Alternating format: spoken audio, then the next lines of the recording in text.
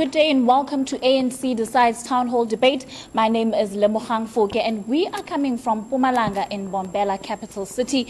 And the question that we're looking at today is whether the mining charter will enable the sharing of the minerals wealth in the country. And of course, I think given that we are in Mpumalanga and given that there is extensive mining activities that go on in this province, it is fitting that we will be speaking to the community here as well as our panelists that are present and will be engaging with the audience on this topic. And just to introduce to you the panel members that are going to be engaging on this topic, I have from Philip Khadebe District, the SACP is represented by Bobet Nkosi.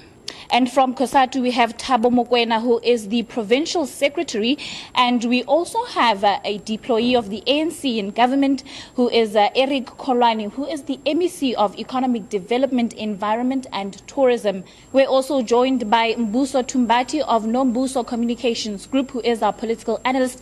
And last but not least, from Ehlanzeni region, we have the Regional Secretary, Phazamisa Matle. Gentlemen, thank you so much for joining us.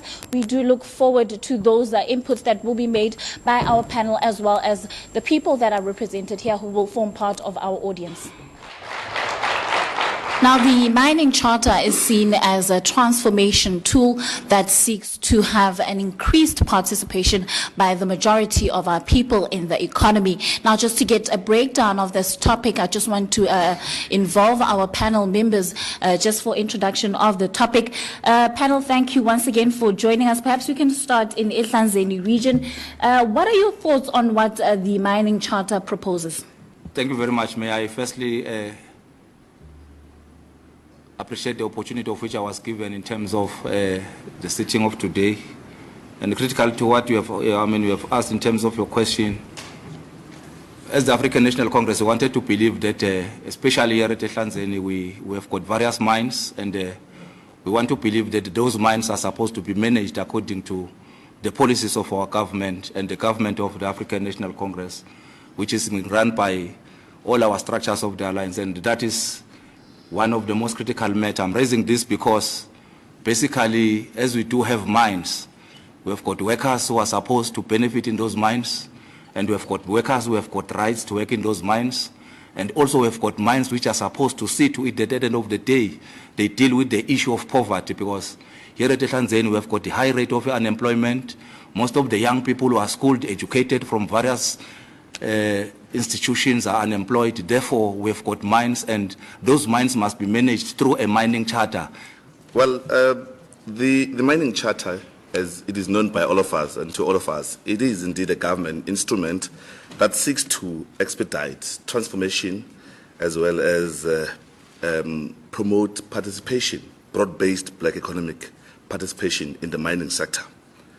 If we have to look back, it all started in 2002 when it was introduced, but primarily it was for broadening participation. Then it moved on 2009. The newly established Department of Mineral Resources introduces a new study. It commissions a study to look at the levels of transformation. And when you look at the document, it suggests that there were various and massive, unheard of levels of inequalities in the sector. Now, new terms were introduced, new definitions introduced, but one that is of importance is the one of 2017. Thank you very much. It's always difficult to come when other people have already spoken. I think for me, what is very key and important in terms of this charter is that it redefined the question of ownership. It redefined it in such a way that it's no longer looking to individual empowerment. It also redefined it in such a way that communities must be able not only to be looked into in terms of socio-economic activities, but also the local communities to be looking into in terms of the ownership itself. But it goes further in terms of saying probably the issue of workers themselves. It can be about only job opportunities. It's also about the issue how workers become the owners in terms of the ownership of the mines themselves. I want to start here to indicate that we are from COSATU and we represent the majority of the mining constituency. In this province, we have more than 40,000 workers in the mining industry. I will then start by giving you a brief of the history of the influence of mining in the country. I want to indicate that mining has had a serious impact in the current political economy of our country. If you look at the economic structure of our country, it has in the main been influenced by mining. The property relations being that of those, that the mineral resources being owned by the whites. And on the other hand, you have the indigenous people or the indigenous people becoming those who are selling their labor power. On the other hand, we also want to say it also influences the relations of production. When I talk about the relations of production, I talk about the relation between a worker and the employer. The employer being white, who is the mine owner, while the worker being black, selling his labor power. Now, the relationship in its entirety, it's exploitative. The challenge that we have is that of an exploitative relationship where the owner of the mine wants to make profit exploiting the workers. And we could not have a situation where you reproduce such a system. You must have a system that must seek to say, let us redress and create equity, rather than reproducing exploitative attitudes and tendencies. That's the view of the Federation. We are communists, so our approach to situations is from a class perspective. And then dialectically, we look at historical materialism and dialectical materialism. Now, before you come to the mining charter, like you said, it's for transformation. So when you transform, you are fixing what went wrong. Then you must start at the question, who owns the mineral wealth of South Africa? The mineral wealth of South Africa is owned by the majority and predominantly black. But on whose hands is the economy of the country? The economy of the country is in 15% of the hands. The 85% who should be owning their minerals are the people whom we are calling workers. What's the problem? The problem is the system of capitalism under which we are operating. You can only talk about a transformative charter if you remove capitalism and the people who work for capitalism. To the MEC, when you look at mining in the province, what is the contribution that it brings to the economy of Mpumalanga? In terms of the contribution to the GDP of the country, not only Mpumalanga, the mining industry in the province is contributing around 21%. But if you come to drill it down to the province, the contribution is around 25%. But I must say that indeed, if you look in terms of the statistic, looking from 95 to 2015, you will see that in 2015, in 1995, we're at around 33% in terms of the contribution. What it says, it will tell you that it has been a decline in terms of the output or the contribution of mine in terms of our economy. Current mining charter is currently not been implemented, and in fact, we have key stakeholders in the sector that have taken it to court and currently is in a battle in court. But what do you think, receiving that kind of criticism by key stakeholders in the sector, what do you think that says about the formula that comes with the mining charter, the proposals that it makes, and also trying to shift that ownership issue? There are two sides of the coin. One is that there is an element of greed on the part of the Chamber of Mines of South Africa. That is being informed by the changes and the new targets that are set by the Department of Mineral Resources. And to them, they see them as a threat to the investment or to companies investing in the Republic. But looking at it deeply, I can assure you there is really nothing wrong with the new targets, with the new definitions, with the new terms that have been introduced by the 2017. Now, the other side of the coin is a problem created by the department itself. If you look at government, looking at 2002, the introduction of the charter, and then you fast forward, you look at 2009, the department comes in, it introduces or it commissions a research around transformation in the industry. Now, it comes back. It says there are challenges which we are not going to dispute or say they never existed. But instead of attending to those problems, the department sits now quickly, 2014, another study is being commissioned by the same department. Now they're saying they're looking at the levels of compliance as set by the department after it received the 2009 report. As if that was not enough, quickly, 2017, another change. So that creates an element of uncertainty.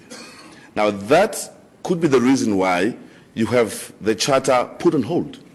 The Chamber of Mines is not the only player that has taken the department to court. There are about 4 mining communities, namely in Limpopo and Northwest, that have decided to take the department to court for that very reason. So we should be looking at this holistically than to think that this is only about the Chamber of Mine not being happy, but also the department has a role in oversight. The state must exercise some sovereignty on mining activities. And it is for that reason that these new terms have been introduced, these new terminologies have been introduced, and these new targets have been introduced. Thank you so much. And just on that same note of having ownership transferred. Just an addition on the part of the MC. Okay. Probably let me just add that what is very interesting is that whilst we are sitting here, the court has granted a leave to appeal to those communities. What it means is no longer between government and the Chamber of Mines. Now communities, what my colleagues were talking about, ordinary people now are going to have a say in terms of which direction we're taking in terms of the transformation of the mine. And Phazamisa, what kind of message is coming out of these communities that are surrounding mining companies or mines in this province, in this region? The mining companies, especially black mining companies, will have 30% black empowerment shareholding within a period of 12 months. That means that if and only if we do have companies around here in Mpumalanga, within a period of 12 months, they are going to have a 30% share. For the rest of their lives, that means that they are going to be shareholders. They are going to have licenses, unlike being employers. And then one other thing of which I think is critically important is that that will be irrespective as to whether they previously had black empowerment partners who sold their stakes. Because we know that when people are involved in mining, there are shares, there are stakes. When one decides to sell it or not, you see. But currently, the way in which this mining charter has been prepared by the minister is the mining charter which is people-centered. It will be a mining charter which will be worker-driven. Workers and communities are going to have a say. That is why the Premier of this province, together with the government, have tried their level best to get investors who are going to come into the space to make sure that all those former employees get jobs, because as we're speaking currently, they are unemployed. and it's a challenge. That increases poverty on its own. Now, to rope in our audience into the discussion, we will be opening up the first round of questions or comments to any of our panel members. Okay, thanks for the opportunity given. My name is Saichen Kosi, an REC member, African National Congress. My question is directed to the MEC for Economics, Mr. Kolwane. Now, Mr. Kolwane, I want to request you to share with the audience what is exactly makes the Chamber of Mines to interdict the mining charter. What are they afraid of? Probably the MEC may be able to answer this clearly, and the representative of COSATU. If you go to Malahlen, you compare Malahlen 15 years ago and currently in terms of the degradation, who is staying there? It is the poor black people and other poor people. Those who own those mines, they are not staying there. They are not affected in terms of the degradation of the environment. And how is government going to be able to deal with that particular issue? Probably the third issue is what the MEC has also raised around the issues that he spoke about, that in Mpumalanga wanted doing beneficiation. Actual beneficiation in the whole country does not help black people.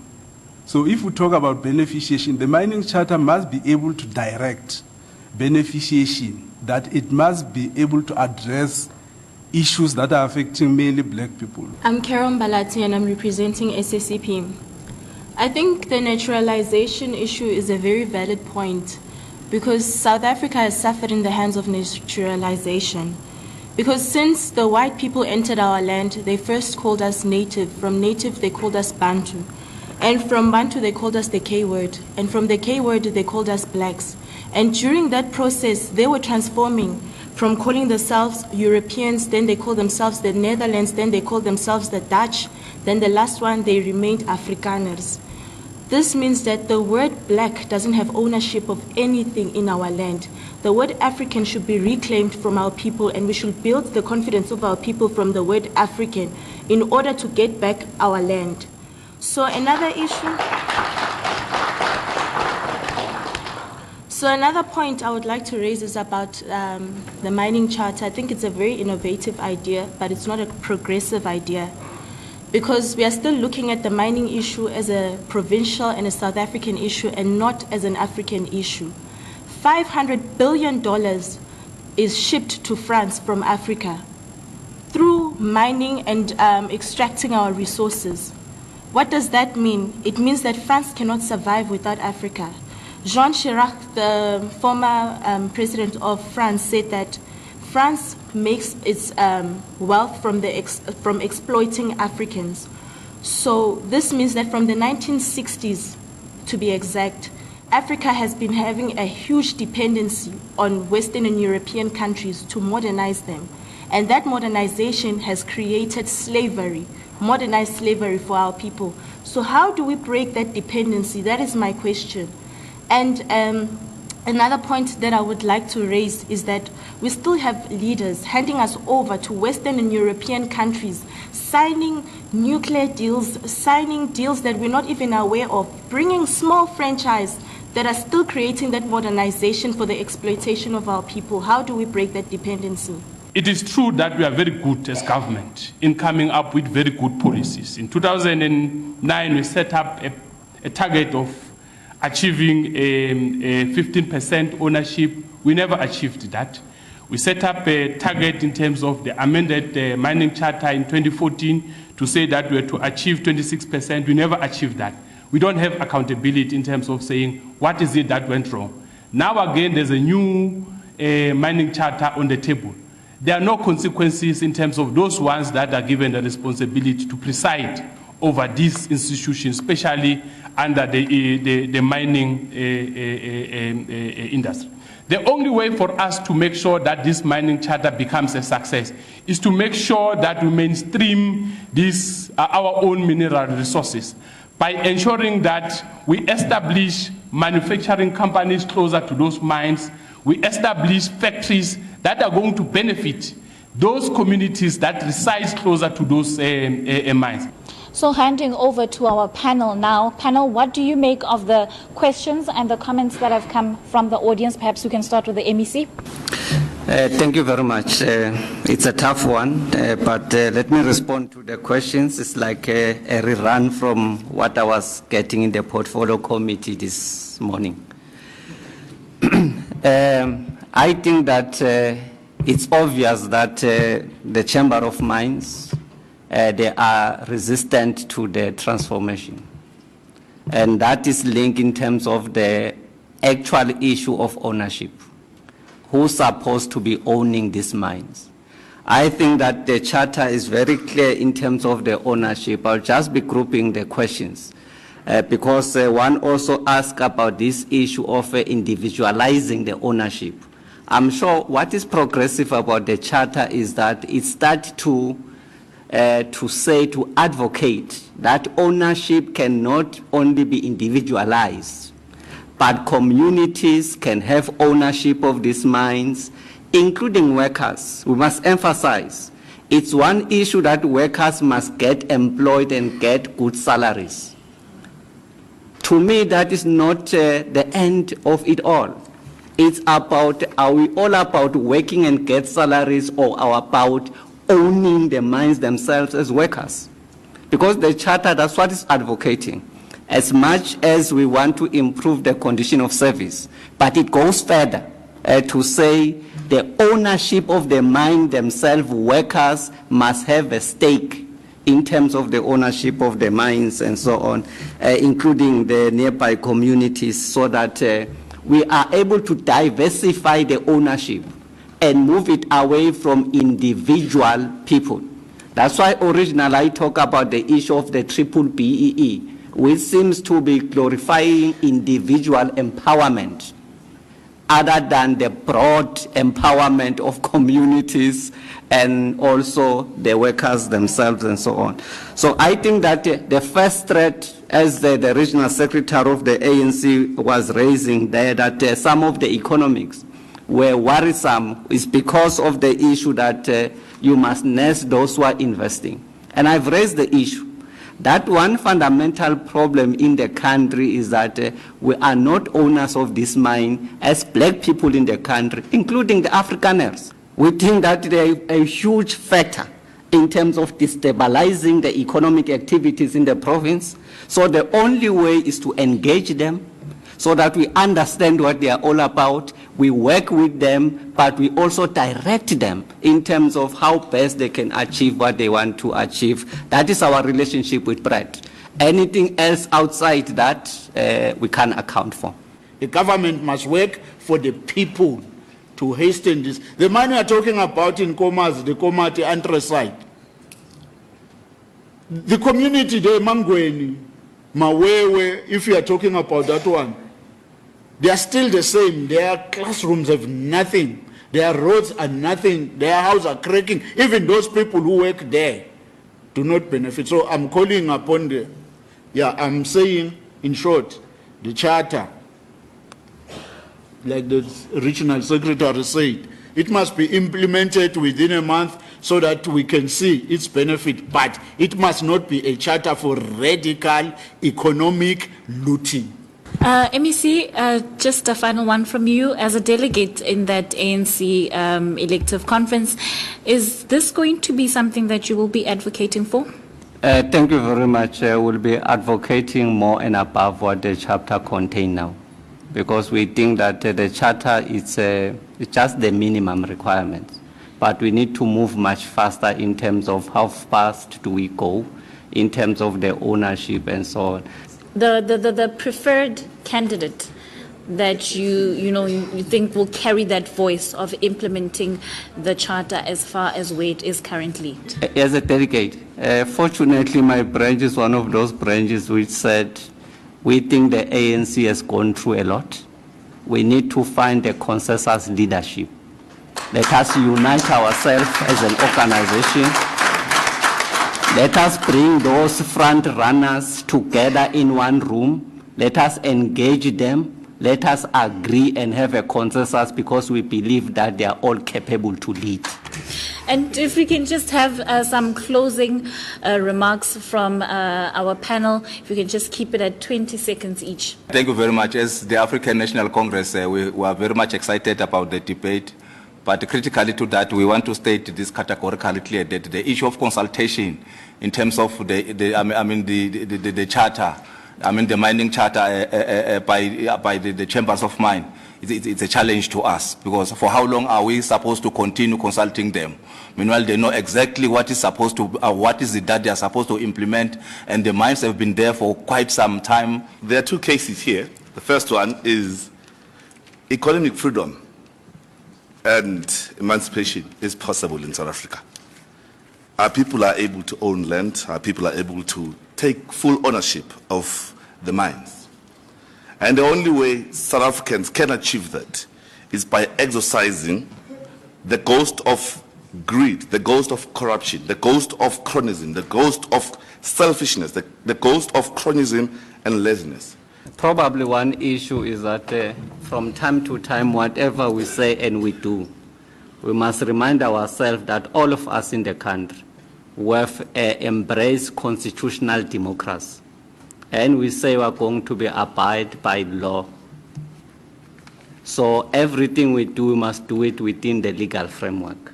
To address the current socio-economic challenges that exist in the country, the challenges of poverty, inequality, and unemployment.